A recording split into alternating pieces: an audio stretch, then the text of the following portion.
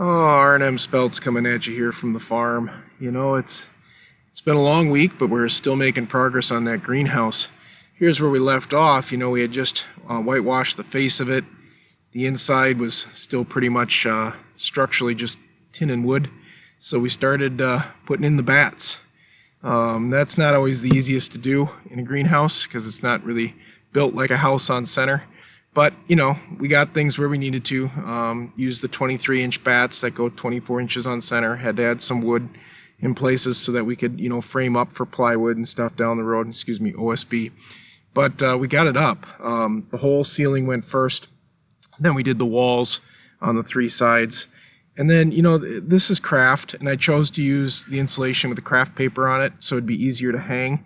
But it's very difficult to get all the seams completely shut and so forth. So, you know, I'm not able to very easily, put a good vapor barrier in it. So I said, screw that. I'm just going to put the black vapor barrier over the top because it's so difficult to tape these seams and get right. Once we got it all up, though, it went pretty good. I chose to use the poly, like I said, as a vapor barrier and staple it up and tape all the seams. And I think it went as best I can. You know, greenhouses are going to have a lot of moisture, folks. There's just no way around it. The only other way to do this would be either spray foam or like a Formula 250 or something, put that up. But we got it up, and then we did the walls next. And then again, similar. We didn't exactly get all the seams tight, so we just polyed over the top of it to make it work. And just left the craft paper to help us keep the insulation from falling down the wall and so forth. And of course, we had to cut around the vents and stuff like that. Took us a little bit of work, that's for sure. Obviously the expense of the plywood and so forth because wood prices are so high right now.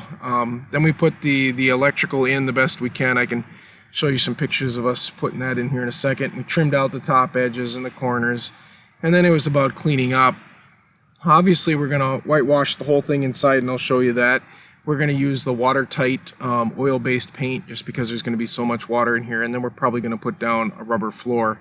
This is us putting in the electric again. Remember, the electric was here from the previous greenhouse. We just had to get it, you know, back in place. So we notched out a piece in the floor, brought it up through the floor.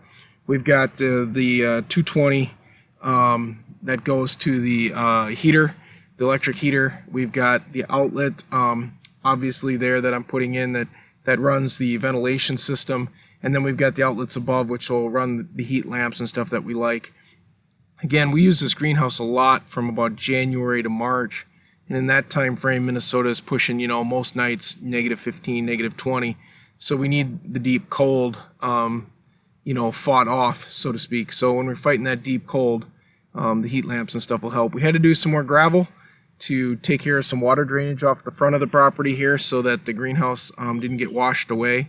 So we got some new Class 5 in, and as you can see there, they're whitewashing the inside. And when we're done, this is where we're at so far. We've got it whitewashed. We've got a shelf there in the back, which looks great. Got all the ventilation in. It's going great. I'll put out a video hopefully within a week or so of us putting the rest of the electrical in, wiring up those fans, and putting the damper switches in and stuff. Thanks for watching, folks.